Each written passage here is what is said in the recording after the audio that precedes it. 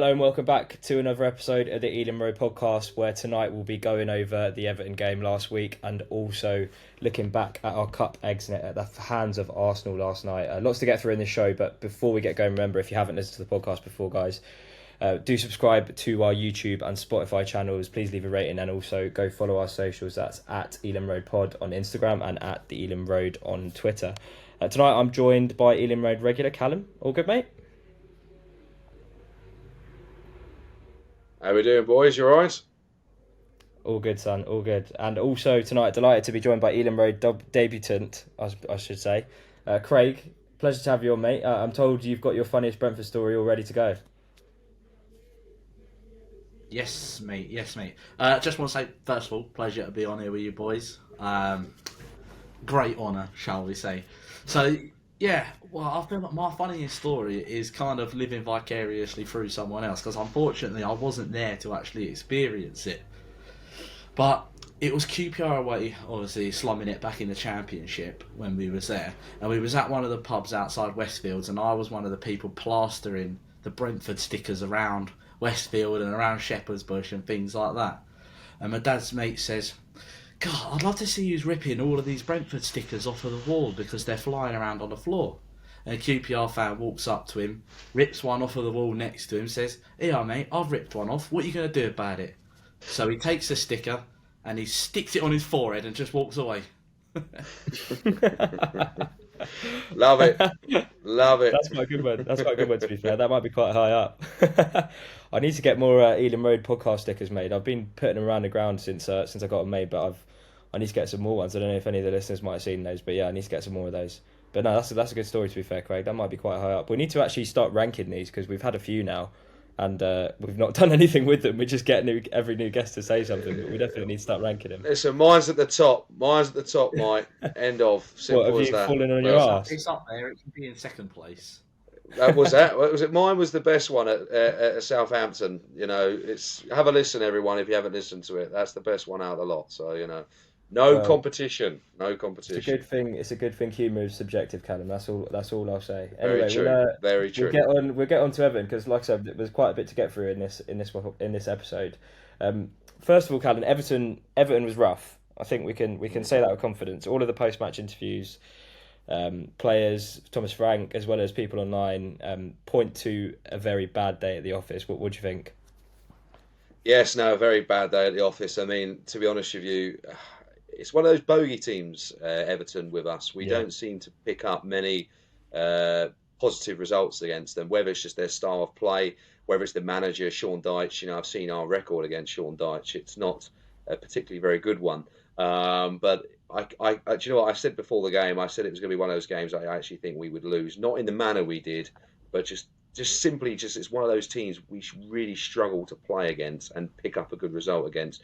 We're going to have these negative times across the season, but I think that the most difficult part for me was a lot of the players who maybe could have done something, maybe didn't do as well as I thought they could have done.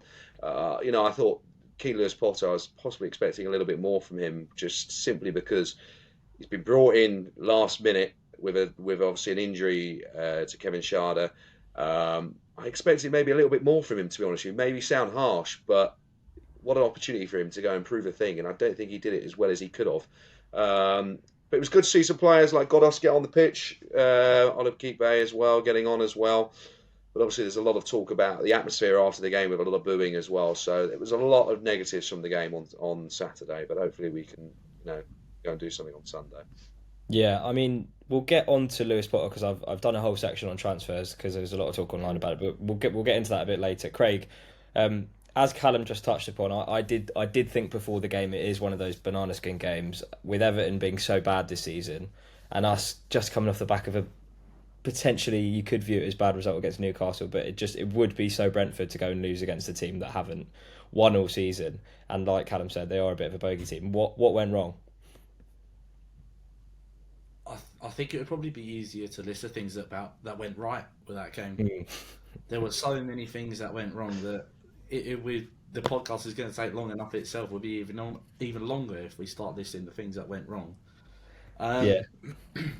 I mean, from minute one, no one was up for it. It just felt like Callum said, one of those games where it almost felt like we was going to lose anyway. Before a ball had even kicked, it was one of those ones where you're looking at it, as you say, they haven't won a game all season. It's quintessentially Brentford to go and lose to a team that haven't won all season yet. And from the minute the referee blew the whistle, it was like we'd already lost the game. And like Callum said, maybe it's dice ball or whatever it is, but it was just dreadful. It was absolutely horrendous performance. Yeah, no, I agree. I was actually watching the game back though, and I try to be optimistic on this podcast, especially with how reactionary some Brentford fans are after we lose. And I was watching the game back, and we did play awfully. You're absolutely right. From minute one to the end of the game, there was a little spell when we kind of got back into it after we scored. And, you know, it's not like we didn't have chances. We had half chances kind of littered throughout the game, but I honestly feel like some of the head loss, especially like after the Everton result, I know it was bad and it was our worst performance of the season. Everyone kind of said the same thing. But Callum, I honestly think people are being a bit too harsh. I think it was just a bad day at the office and nothing more, especially after how we played against Arsenal last night. What do you think? No, it's fair enough. I mean, I do feel in some ways some people are entitled to their opinion on obviously how the team, a lot of people, were quite frustrated with how, how it all went. And there was obviously, as I say, a lot of booing. And I must touch upon Matthew Benham's comment on the Griffin Park grapevine. Obviously, he's not a big fan of booing whatsoever by the sound of things. And it's a topic that Brentford fans I don't think like it particularly very much, but I think people should be allowed to voice their opinion. Yes, I must admit I've done it a few times, but obviously it's a hard one. It is a hard one, but it was a difficult game for some people to take. I think a lot of people were expecting us to go and win that game and win it with ease, and obviously a lot of people didn't take it particularly very well. So it's a difficult one. It is a difficult one. Yeah, I know what you mean. It's like when you kind of come out of the game and you lose in the fashion that you did, and you haven't really turned up. You can get a bit emotive. It can get a bit all too much, especially when it is Everton and it's like, they've not won all season. But I don't know. I just try and be optimistic. I just try and look at it glass half full, and I think last night showed that. Anyway, we'll get on to. I don't want to dwell on the loss too much. We'll get on to. I haven't. Well, I was going to say we'll get on to. No, we did well. We did well last night. We did very well, Mike. Actually, to be fair, obviously, if you want to touch upon that a bit, we did. Obviously, we'll probably talk about it a bit later on, but we did do very well last night. So I have confidence for the team on Sunday. So yeah, hopefully kick on. Perfect. I haven't actually prepped any questions because I feel like this week I think there's some topics to address, definitely after the Everton game, that don't need questions from fans per se for us to kind of explain. I wasn't going to mention the Easy article, which is basically the hottest fucking topic on Brentford right now. I read some of it, skimmed over it. Obviously, it goes without saying, like you just said, everyone is entitled to their opinion, and if that's his, fair enough. I wouldn't sort of take too much out of a game when I just think it's a bad day at the office. I don't want to talk too much about his meltdown. I'm more interested in the replies, specifically our transfer business over the last couple of seasons, and something that I picked up on just looking through some of those replies. Someone put the figures up from the players that we've signed over the last couple of years, people like KLP, Christopher Ayer, Mikkel Damsgaard, Onyeka. This goes on. It racks up to almost £100 million spent, and I'm not being harsh by saying none of those signings have done too well at all. I mean, Christopher Ayer's barely played. Keane Lewis-Potters looks good in patches, but obviously has that big injury. Mikkel Damsgaard looked like he might start to make a bit of an impression towards the end of last season, but since he's come back, he's been hampered by injury again, and in the games that he has played, he looks a bit slight. Onyeka last night, I mean, in the last season, there were patches where Onyeka was good. Last night, I kind of struggled to see what he offers to the team, especially when we play teams like Arsenal. Injuries play a part, of course they do, but what I'm getting at, chaps, and I'll let you go first, Craig, is have Brentford failed in terms of their transfer strategy over the last couple of years since coming up to the Premier League? I agree and disagree. It's a big question. They might. I agree and disagree that they might have. I do want to say I thought Ayer in his first season in the Premier League was a rock solid defender. And he was brilliant going forward, and he was brilliant coming back, and then he had that injury, and he doesn't seem to have bounced back to the player that he was before he had that injury. I'm a massive advocate of Mikael Damsgaard, and I want him to do well so badly. But he's got the tensile strength of a toothpick, and he's just not built like a footballer at all. I think that when you look at players like Onyeka and KLP at the moment, they haven't lit the world on fire, shall we say. But unfortunately, with Onyeka, we've got a bit of a running joke from where we stand in the West Stand that how long is it going to take before he's on the deck? Because he's just on the floor all the time, it seems. So I wouldn't say we've failed, but we certainly haven't done as well as we have done previously.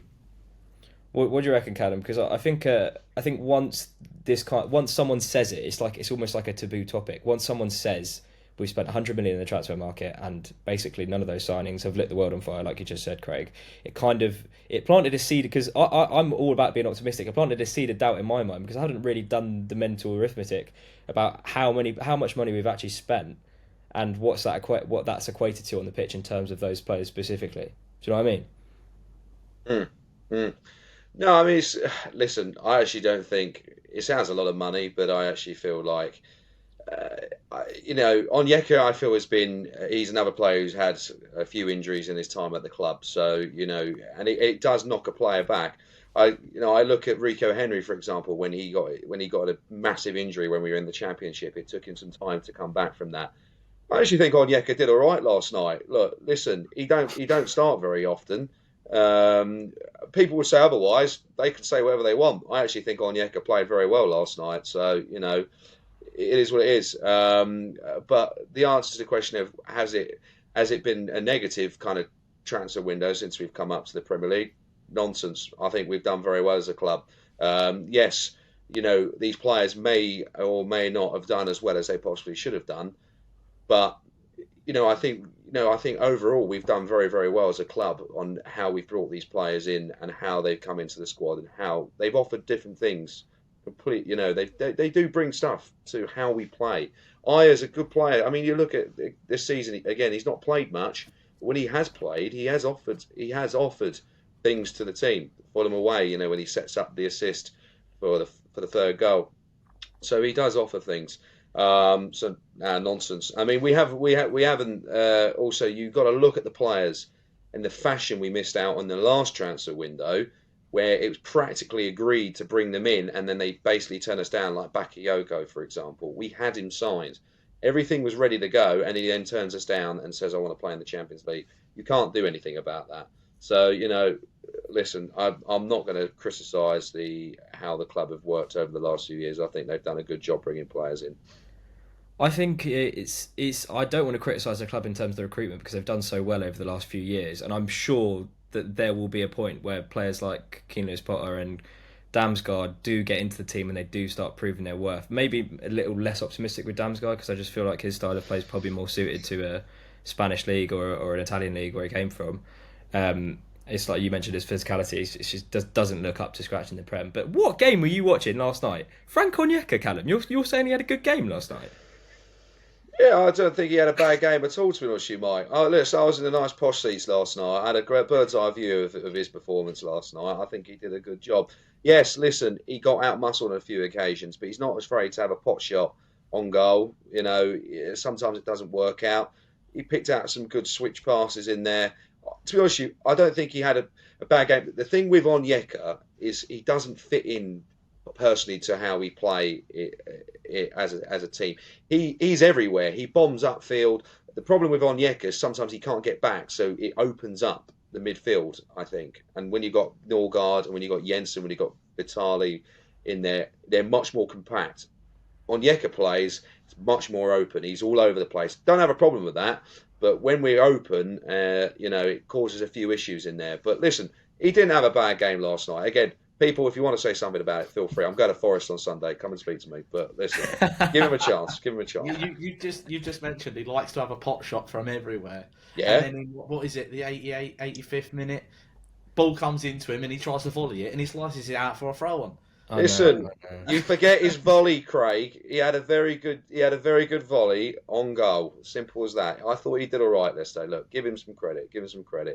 But he's not going to force himself into the starting team as it stands at the moment. If we don't have any injuries, you've got that three in there at the moment. With, as I say, Jan out, with Norgard, with Jensen, they are our best three midfielders. They are compact. They offer us a lot going forward. They're defensive minded as well. Onyeka's not defensive minded at all. So not scared of a challenge. But yeah, obviously, it's going to have to take a lot to get into that team.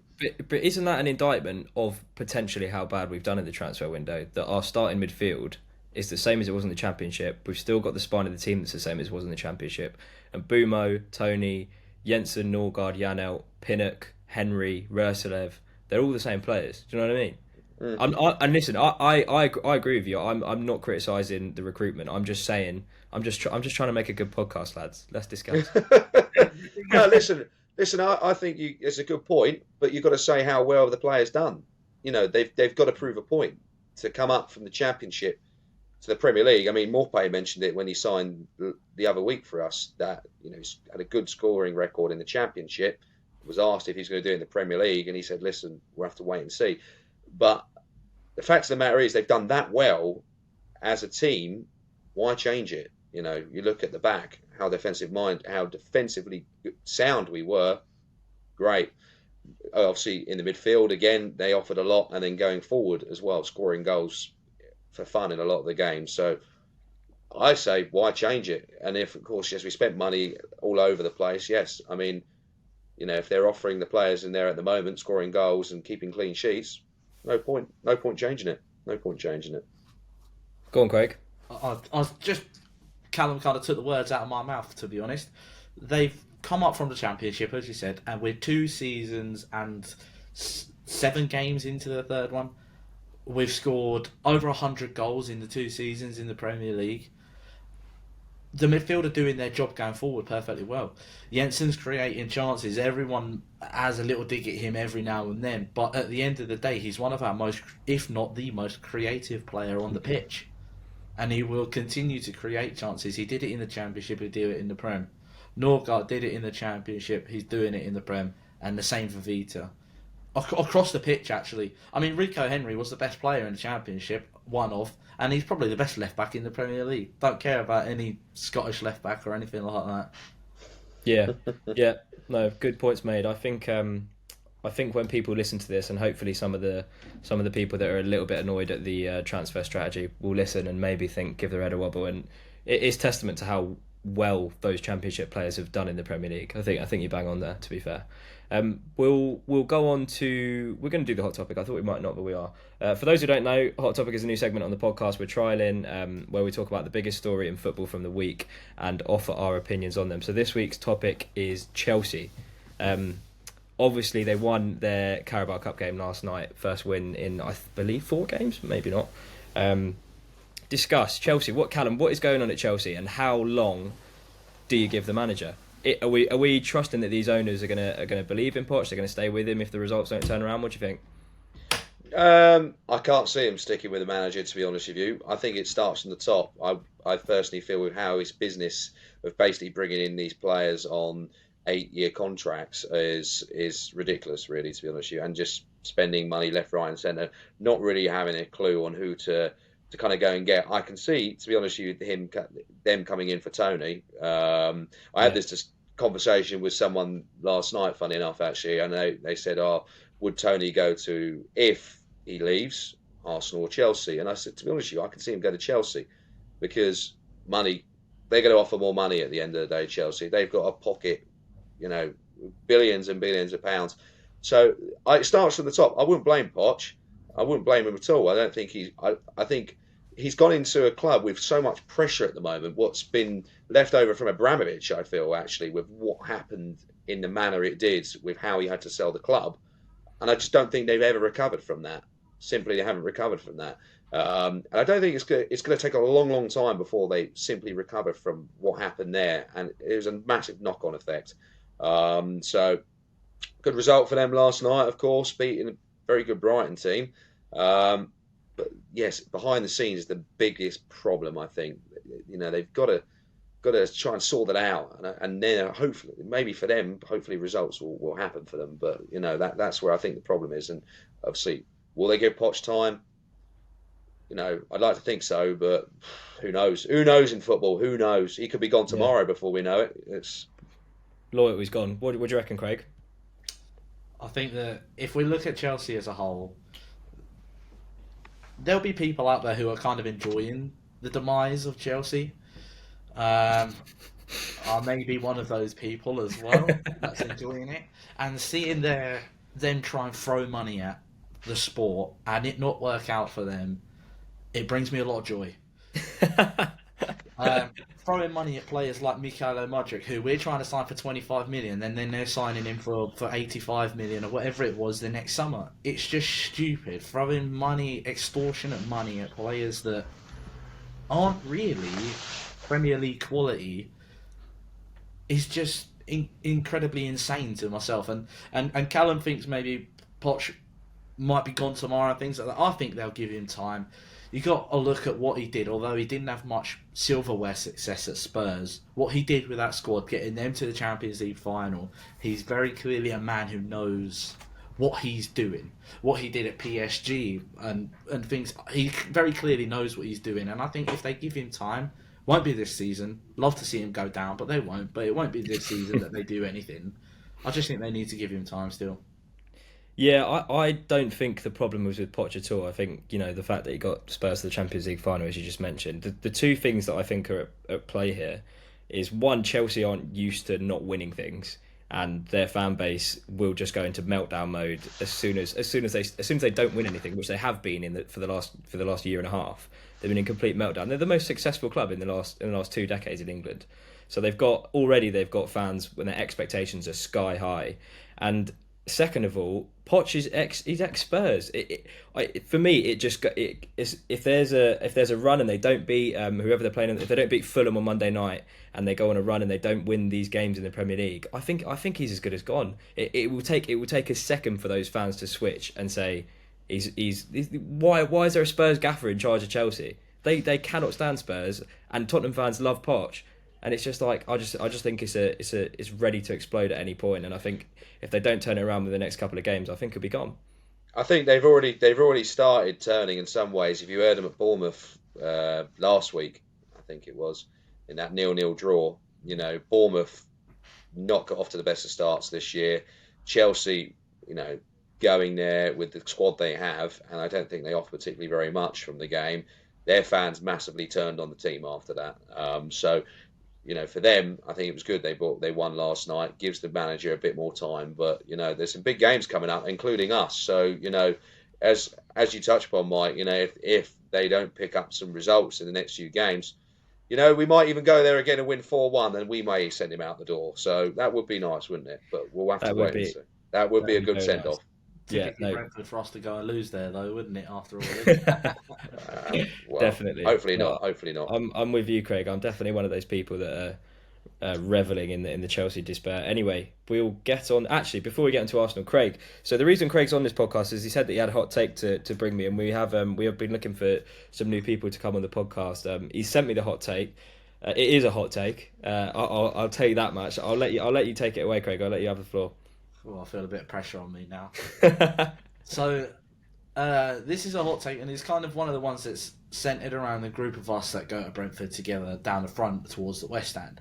And it's the novelty or the nostalgia of being in the Premier League is already wearing off, if not worn off, for a lot of fans. We're seeing lower away attendances. We're seeing more, shall we say, tourists in the G-Tech. And as if to prove my point, today, Forest have announced that 800 extra tickets have been returned when apparently we've sold out, so there's lower attendances. There's Brentford consistently posting that picture of the Arsenal fan in the East Stand in an Arsenal shirt. And then there's pictures now floating around of Everton fans in the South Stand, scarf on, shirt on, everything. It's just, we're kind of becoming so loose with a fan base that we're just allowing anyone that wants to buy a ticket into the G-Tech wherever they want to go. I don't want it to be the case, but I feel like it's happening.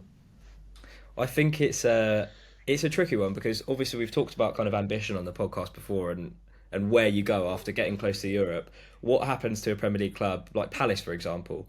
their fans are kind of in this limbo state where they know they're probably not going to get relegated. They're probably not going to be pushing for Europe, but Palace are a bigger club than us. So it's like we've got probably, I don't know how many season ticket holders we have, but we've got 12,000 fans that used to go to Griffin Park every week in, week out. We've got 12,000 fans that do that. In the GTEC, we've got another 4,500 on the capacity.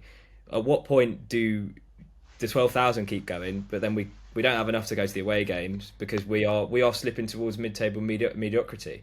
Do you see what I mean, Callum? It's going to be interesting to see over the next couple of seasons whether we kind of mount on this European charge that we had last season, or whether we get into a relegation dogfight. It kind of feels like there's going to have to be something absolutely. on the line. I mean, for us to be it's an taking interesting topic, but 2,000 to Forest on a I Sunday, feel or taking personally 3,000 a lot of the fans, will stay with the team. I think we got to look at, to be honest with you, we are in a bit of a crisis. A lot of people with money at the moment, and there's a lot of games we've played of late now. That may be the reason why attendances have dropped away. I think you mentioned Nottingham Forest. Now, if I'm saying something there, where are those extra tickets? I don't know what's happened there. Now, for me, originally, I didn't buy a ticket, and then, of course, it was sold out. Now, someone has either not said something in the ticket office, and then, obviously, people have had to buy from elsewhere or something, I don't know. But if it is true, 800 tickets have been returned. I don't know if that's true or not, but that's an awful lot of money. That's an awful lot of tickets to return. But, no, I think, listen, support is going to go up and down. I think people, maybe if we were treated to some, I didn't think we were going to finish as high as last season. Let's be honest. Like 2 points off of European football, and expectation completely, it flies up after that. Fans are expecting us to do as well, and for me this season, I'm happy just to consolidate where we are. I don't think we're going to do as well personally, but to do as well as possible, I think that'd be great. But it's hard because you look at you look at it and you say, well, last night, yes, we didn't sell out, but I think it says it all about the League Cup. Personally, to be honest with you, I don't think people, support the League Cup as much as, and again, it's more money to spend. So it's a hard one. But against Chelsea last year, though, when we played them in the League Cup at home, what was that? Sold out against Chelsea last season in the League Yeah, Cup. but a similar thing happened where it was, or it was the year before, where we had again six per member, I think, or something like that. To be honest with you, so look, but fans will still continue supporting the club, and I hope attendances over the remaining of the season away from home, we sell out. I thought we did very well. You might disagree with me on this because I know you touched upon it at Newcastle, but I thought our support was very good at Newcastle, all considering. I know you're expecting 3,000, but I'll tell you what, considering it was lastminute.com with how everything was arranged. I think we sold over 1,100 in the end. I think that was pretty good. But look, we'll keep supporting the club. We'll be there. We'll do well this season. That was not to say that I don't love being in the Premier League. I love the football club. I love where we are, and I love where we're going. And I think that we could get to European football one day, fingers crossed. It's just, we're seeing a change in fans that are coming down to Brentford nowadays. I mean, I'll still be there. But the fact of the matter, this is what the club did in the summer, obviously, to go up to the Premier League series in America. Obviously, they want to increase this fan base. You look on the website now; they have these international fan bases that they actively promote. So, I completely agree that you are seeing a change of, fan that is down at the GTEC. But I think, Craig, you're looking at when we were at League One, Championship League One, when realistically we didn't have very much stuff. I think we had the Irish Bees, and that was about it. So, I think, look, in some ways it's good. If they're going to bring good stuff to the club and they're going to promote us even more as a club, I think it's great. They're going to buy into the club, great. If you're going to have someone there wearing an Arsenal shirt, then fair enough. No, I don't agree with that. That's nonsense in my opinion. But if they're going to bring something to the club, then why not? I think it's. I'll be there home and away anyway. It's a good point that Fair you make enough. though, Craig. I think it's like I don't think the novelty of the Premier League is worn off. Like I'm still looking at the calendar and I'm thinking I don't want to miss a single game on this calendar. I literally say to my missus who started come to the games with me, I always say, "Nah, you don't want to miss that one. It's a really good one." And she's like, "You say that about every game," and I did not used to say that about every game in the Championship. That's definitely for sure. So I don't think the novelty's worn off, but you do raise a good point about how, if we kind of slip in towards that mid-table mediocrity, where do we kind of go? So you kind of need some sort of stake. The stakes need to be raised if you want to kind of inspire that passion that you get when you're in a title race, or when you're in the European race, or when you're in a relegation battle. So it's definitely something to think about. We'll go on to Arsenal. Craig, first of all, initial takeaways coming out of GTEC last night. My initial take is the result was secondary to the outcome of the match. The performance was the thing that needed to be better than the weekend. And as Thomas Frank touched on, it was so much better than Saturday. So I'm very happy with the performance that we put in. Obviously disappointed that we haven't gone through to the next round. But ultimately, we performed well. And we should have got something out of it. Callum? Yeah, no, I completely agree. I mean, you look at Ramsdale celebrating that bloody save like it meant so much to him. Like, we put in a blooming good performance yesterday. We gave a very, very good Arsenal team a go, and we should have at least got to penalties with it. So now, full credit to the team. I've always said with Brentford, I actually don't think, other than that year when we made it to the semi-finals in COVID, that they take this competition very seriously. You look at last season, for example, with Gillingham, how we played and got knocked out. But he threw everything at it yesterday, and we just came short. So great performance. Gutted to go out, but at least it saves us going to West Ham, because to be honest with you, I wouldn't have gone. It's an absolute shithole. So but We would all Callum, one season we'd love a cup run, and that Wembley trip you would love to do it just once, wouldn't you? no, it's the FA Cup, Craig. I want to be playing teams that made it all the way from the qualifying rounds through to the third round. Look, FA Cup is where it is for me. It means, I think it means a lot more to the supporters than the League Cup, and you get a lot more money for winning it as well. Of course, look, I'm throwing it out there. I don't know. Look, I don't know. We might, we haven't got. We might have a chance of winning the FA Cup. We're still in it, obviously, in January. So let's give it a crack. But listen, we gave it a good go last night. Disappointed to lose, but the big positive for me, I haven't heard anything at the moment. No injuries from the game. Obviously, he played his first team. Obviously, we don't want any more injuries, and everyone seemed to get through unscathed. So good all round. Yeah, good all round. I thought you were going to start that Ramsdale celebrated like he won the FA Cup. I thought you were going to be Russell Slade.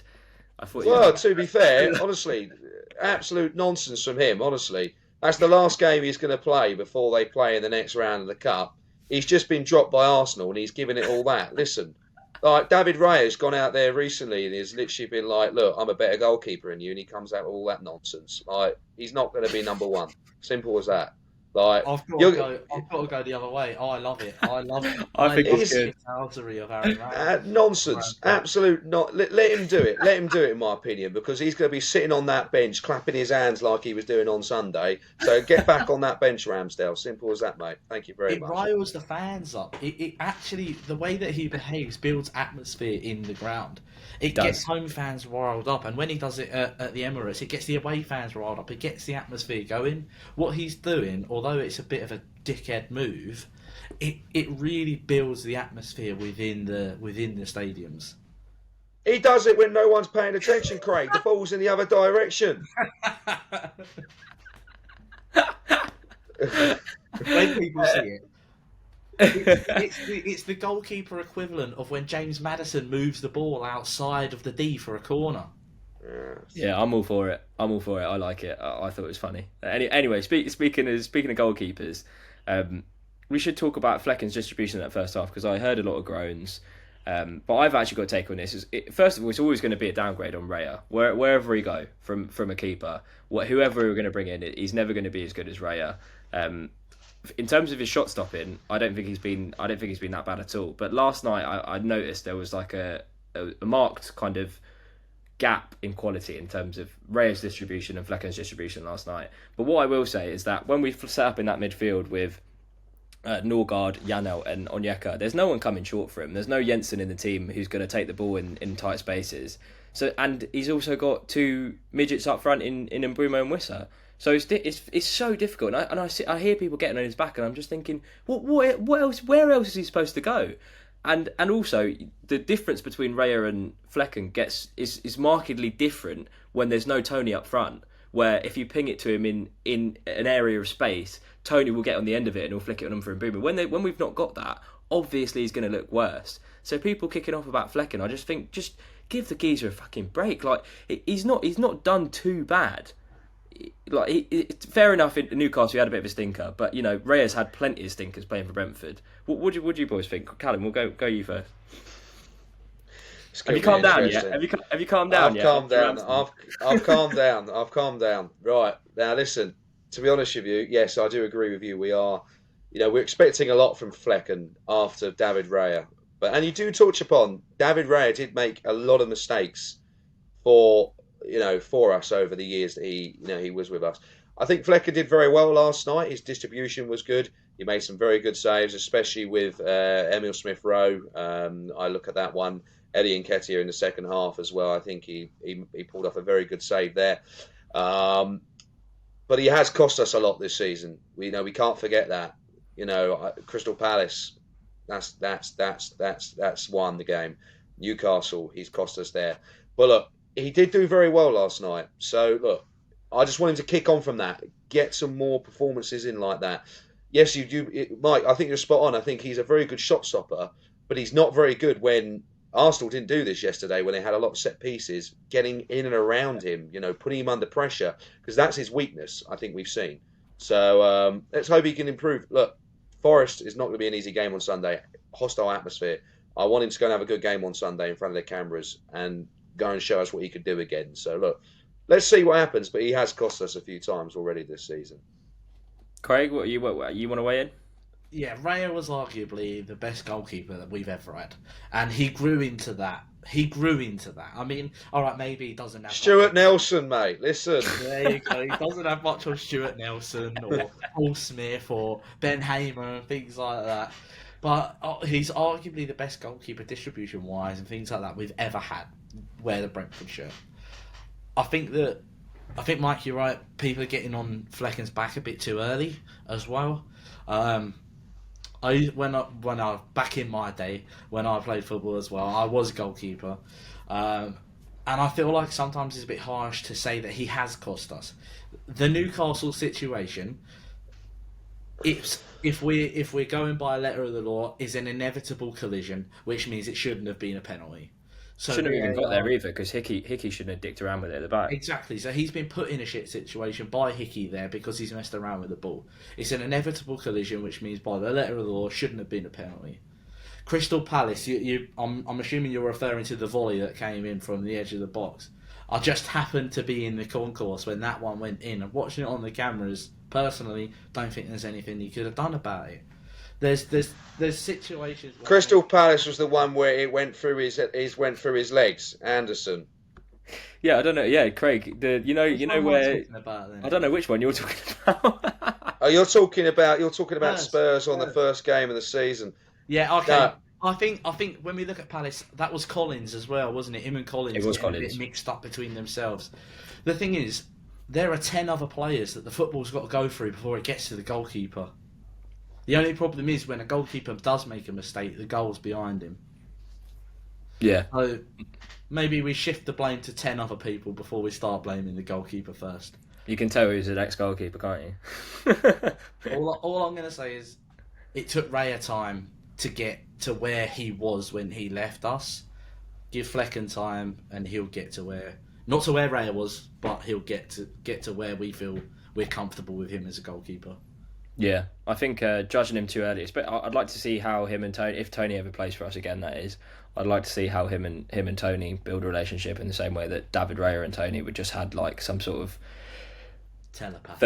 sixth sense. Yeah, telepathic. Anyway, we're going on, but no, Flecken talk is good because Flecken is a hot topic with Brentford. I see this split opinion all over. Especially with the head loss brigade, which I think Callum might be one of. But anyway, moving swiftly on. That's rubbish. That's nonsense. Nonsense. I'm only joking, mate. We've kind of touched on it. How are we feeling going into Forest? Callum, we'll go with you. I'm not looking forward to it, to be honest with you. I just feel it's one of those games again where we really, we picked up a good result. We actually picked up two good results there last year. We were unlucky at obviously how they scored in the 90th minute at their place, but obviously we went and replicated that by us scoring at home and obviously winning 2-1. But it's a hard place to go and play football. The fans are on top of you. It's a very good atmosphere, a very hostile atmosphere at the City Ground.